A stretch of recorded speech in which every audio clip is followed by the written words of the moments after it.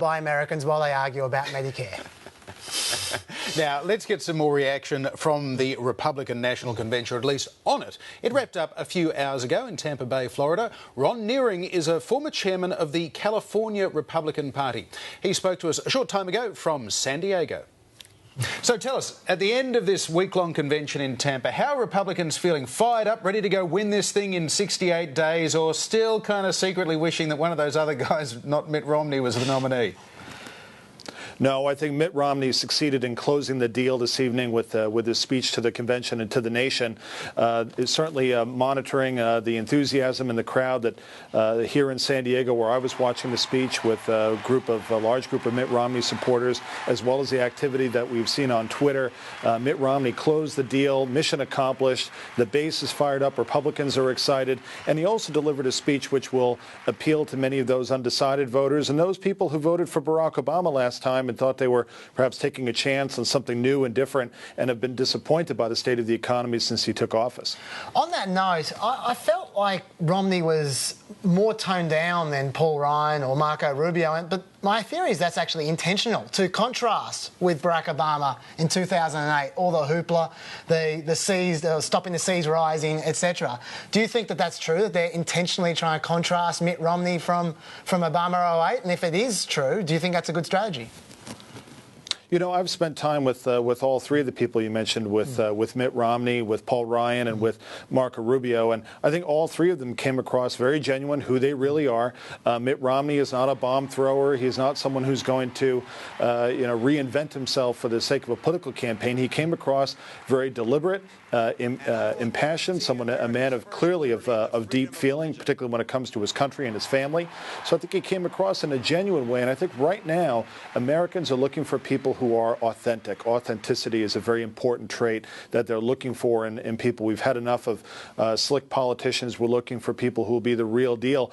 And I think you saw that thematic, consistent throughout the campaign, particularly when Paul Ryan spoke to the convention and said that this administration would tackle the problems head on, would not simply tell people what they wanted to hear, but would be truthful, would be honest, would be straightforward, and would demonstrate leadership and take responsibility. I think you saw that theme as well, calling on the fact that the president has blamed his predecessor. He's blamed Republicans in Congress. He's blamed bank automated teller machines for his various problems. This administration will stand up and take responsibility, and that's a sharp contrast to what we've seen in the White House right now. On that note, there's certainly been a lot during the convention of this theme of Obama's always blaming Bush. Like, as you say, Paul Ryan said it a lot. A lot of people have talked about that. My question is that fair to say that Obama clearly does blame Bush a lot, but isn't it fair for Obama to blame Bush to a certain extent, given where they came from 4 years ago? The economy was minus 9% growth at that point in time. And secondly, are Republicans alone on that one, given I saw a poll the other day which was saying that America as a whole blames Bush 54% to 32% Obama for the state of the economy? Well, part of the challenge here is that Barack Obama has failed to meet his own expectations that he set. For example, that when Barack Obama signed into law his $831 billion stimulus bill, they committed that the unemployment rate in America would not go above 8% in that, if the stimulus bill was signed. Well, the unemployment rate has been above 8% now for 41 straight months. So it's not only these expectations that might have been set by others, but it's his own expectations. I know that this White House, for 2 summers in a row, had planned to roll out what they called Recovery Summer, where they would go around the country and hold events and cite all of the wonderful progress that the economy was making. But yet Recovery Summer has been canceled now 2 years in a row because the economy has not performed. And in fact, Republicans will make the argument that Barack Obama has made the economy worse, not better. And they can point to the fact that this recovery has been the worst economic recovery coming out of a recession in modern times since the end of World War II. That's extraordinary. And Republicans will continue to drive that point home.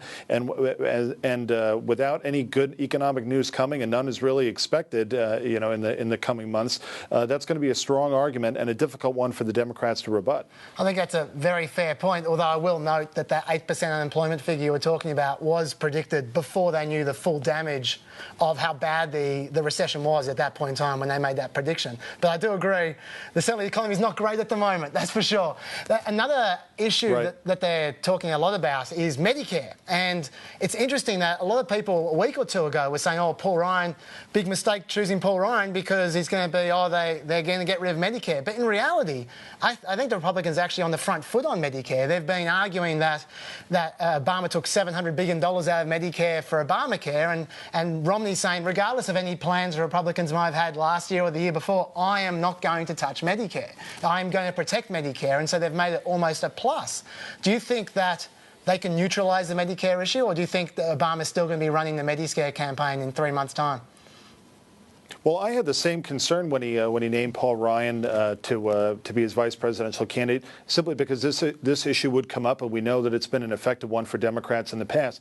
But I'm so excited to see how they've responded to this issue, not by running away from it, not by hiding, but by confronting it head on, by challenging the Democrats on the fact that they do nothing to strengthen Medicare. And as a matter of fact, they looted Medicare in order to support Obamacare, which remains deeply unpopular here in the United States. So they've tackled this problem head on. I don't think it's going to have the same type of effect which the Democrats were hoping for. That's a good thing for the country, because if we're to avoid being on the same type of course as a country, let's say Greece or other countries in Southern Europe, which are having these problems with their own entitlement programs and their own economy as a result, if we're going to avoid that path, we're going to have to confront these problems head on, and it's going to have to be in a bipartisan way. If the Democrats are unsuccessful in defeating this ticket on this issue, then hopefully they'll come to the table in good faith in January of 2013 and be willing to work together to solve this problem. Otherwise, we're going to continue down that same path,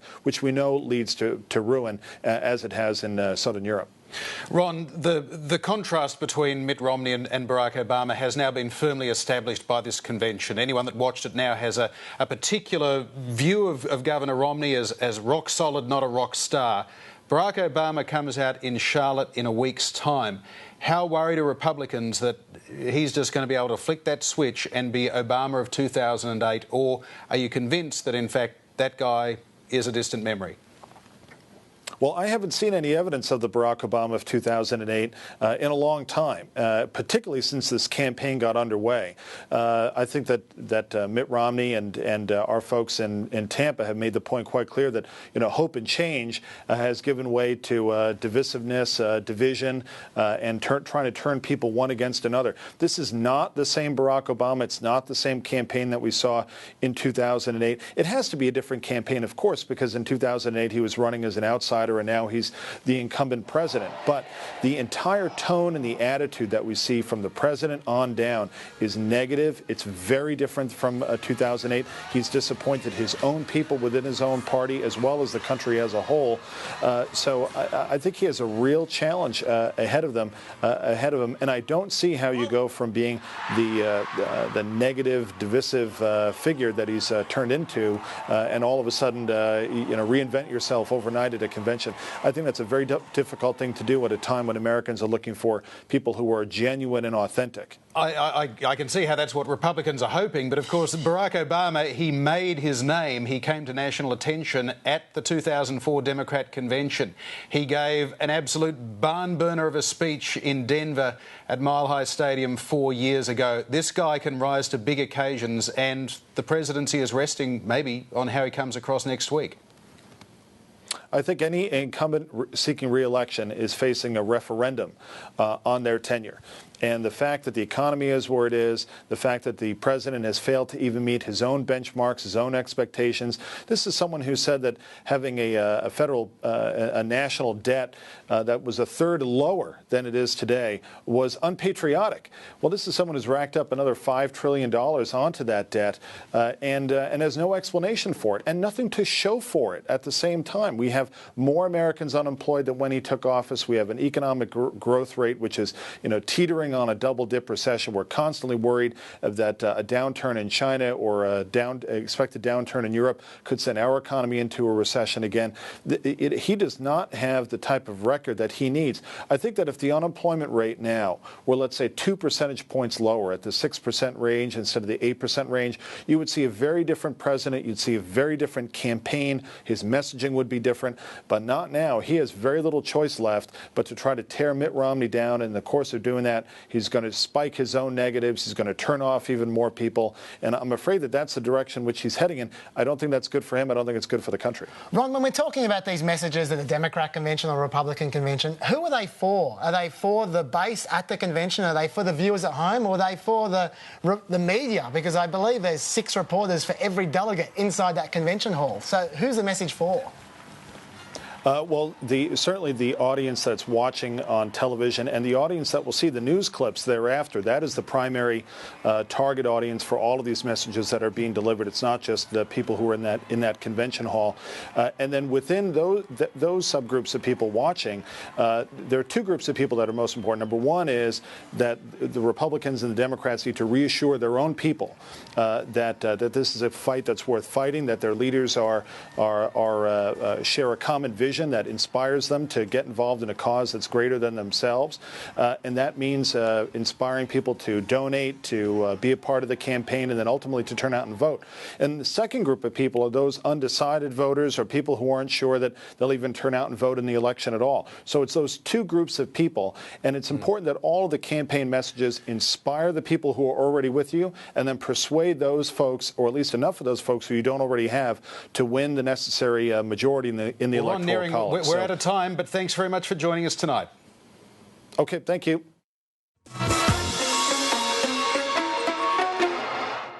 On a Friday, just a few weeks ago,